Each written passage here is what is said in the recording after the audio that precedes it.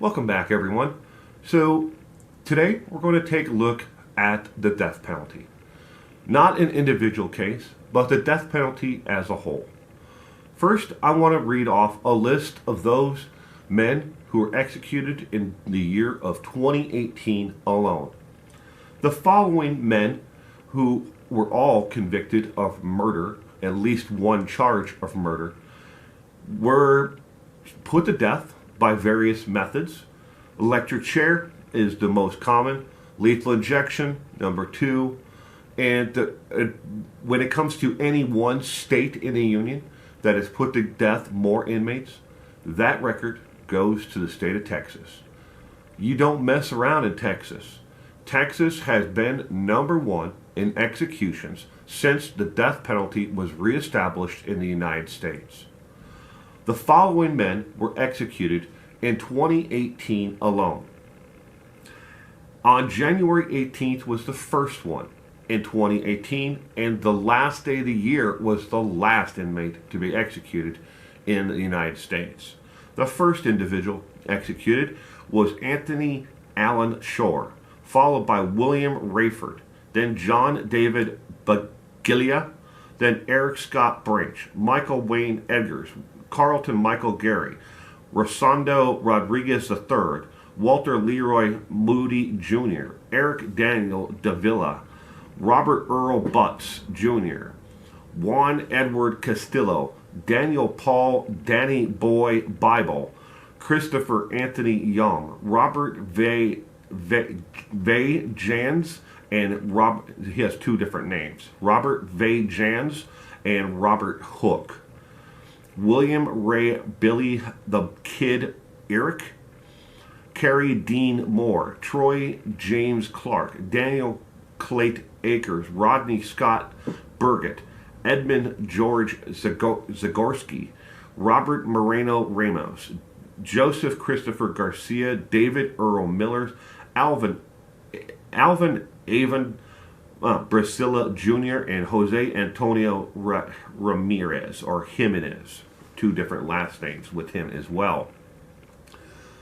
Overall, Hispanics, white, and African American have been the most executed individuals in America. It has actually been several years, the matter of fact, almost 15 years since the United States has executed someone of another nationality or race.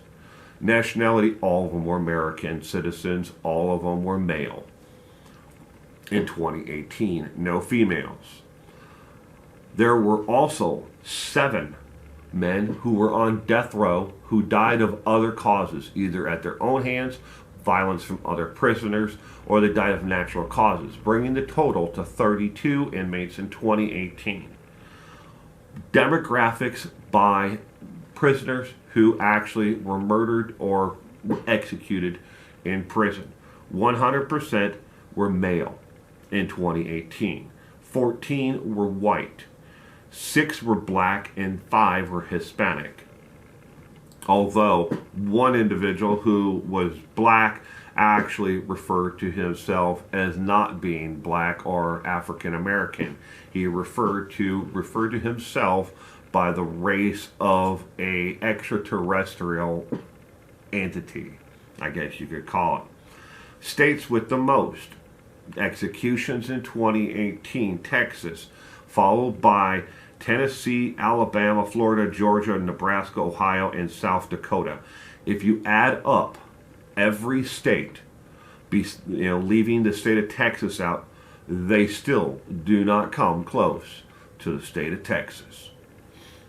Texas executed 13 individuals in 2018 alone, or otherwise known as 52% of all the inmates executed in the United States.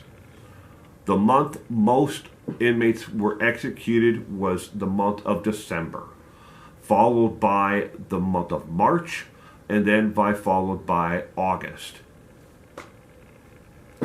Average age of those who were executed at the time of execution.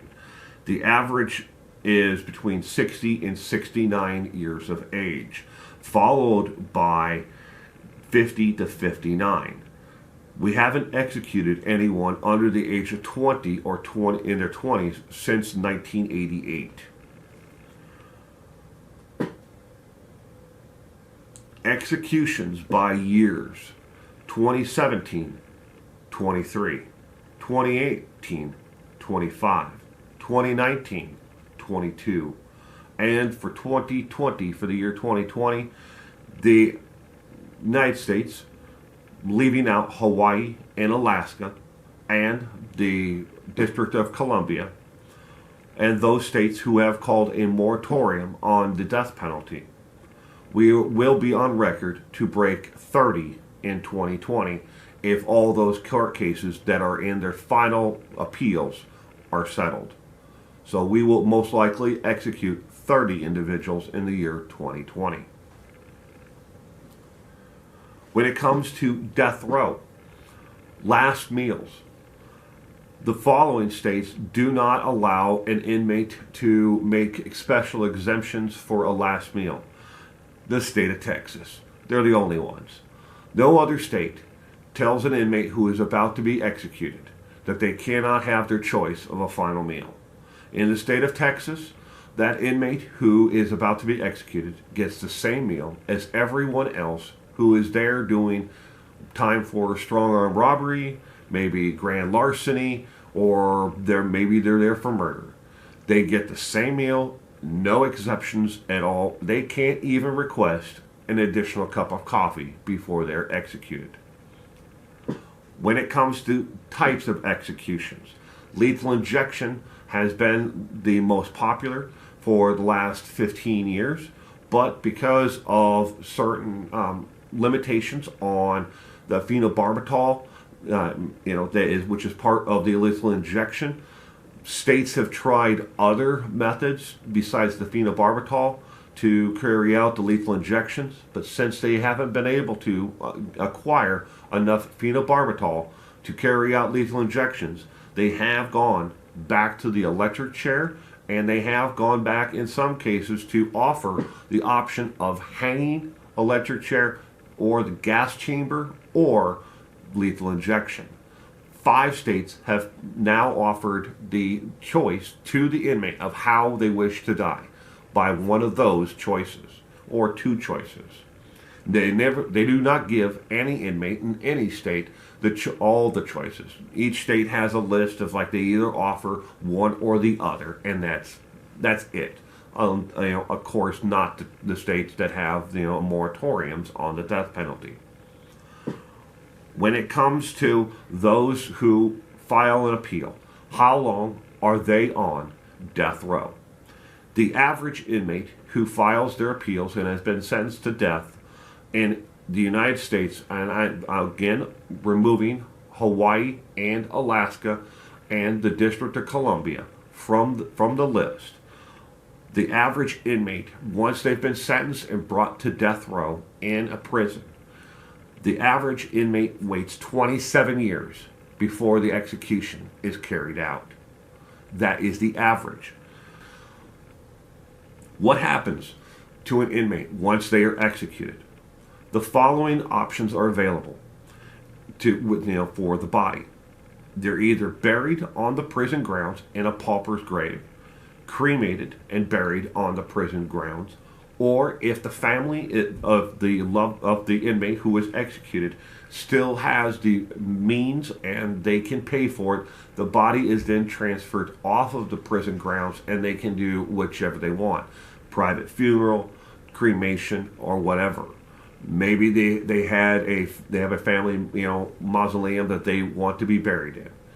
That is up to the family if they can pay for the rights, and to have the inmate transferred by a prison system. They don't send a independent privatized company. In a lot of cases, if they hire an outside mortuary to take care of the services, the mortuary comes into the prison and they meet them halfway in between the secured area and transfer the body from one vehicle to another. They do not allow private mortuaries into the actual prison itself to retrieve the bodies. Has anyone in America ever been executed that was later exonerated for their crimes? Unfortunately, yes. There have been inmates who have been exonerated after they were executed here in the United States. It happens. I'm not telling you that because you should get up in arms and scream and say, no, we shouldn't have the death penalty. But it has happened. Also, at the same time, there have been 28 individuals who were on death row who were waiting to be executed, who were later, through DNA and other forensic evidence, found to be not guilty of the crime, and another individual was actually the guilty party.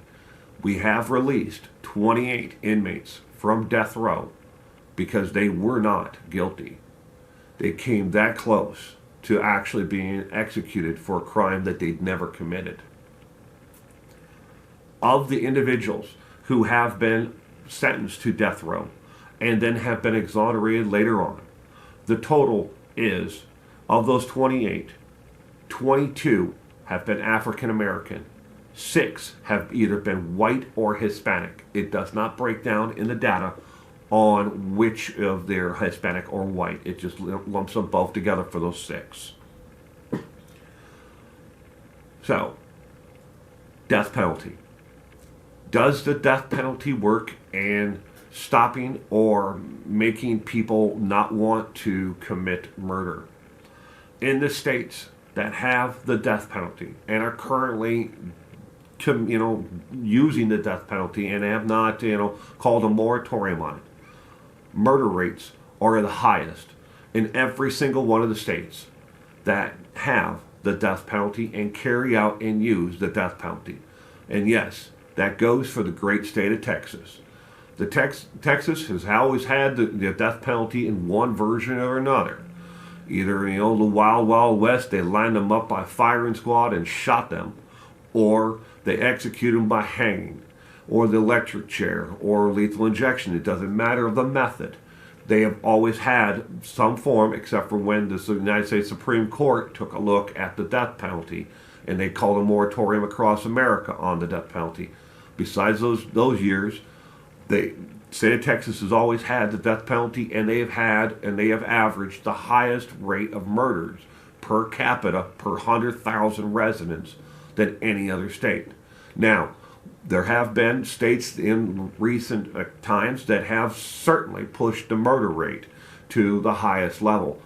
Now, when it comes to Detroit, Chicago, Baltimore, New York, and a couple of western states, they have the highest murder population, but they do not have a conviction rate on murders. Unsolved murders in the United States alone, there are over 10,000 murder cases that are still unsolved, that are active open cases of murder. 10,000 plus cases are still open, where they do believe there is a chance they will eventually catch the individual. That is not counting the murder cases prior to 1960. They're closed because they are cold, and they believe the individual who is guilty has now passed on. So in conclusion, is the death penalty wrong? Is an eye for an eye the wrong way a society should conduct themselves? That's not for me to judge.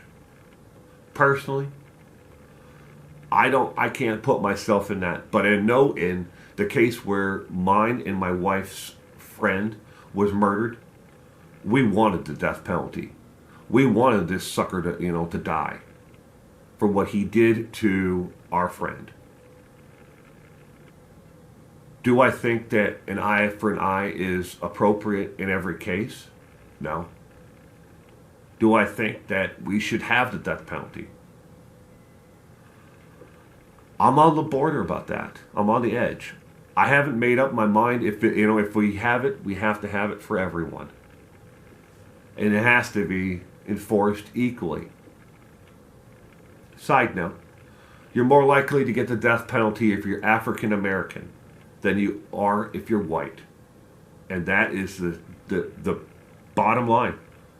We have 92% of all those who have had the death penalty brought against them, been convicted, or have been convicted, have been Christian. 92%. The others were non-denominational. We have never had a person of Islamic faith or a single inmate who has said that they, at the time that they were convicted, that they were of Jewish faith. Never. We've never had one that has been condemned.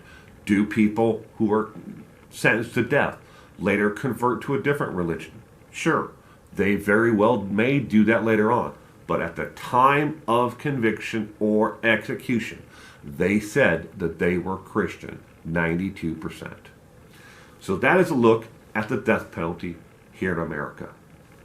Thank you for joining me today.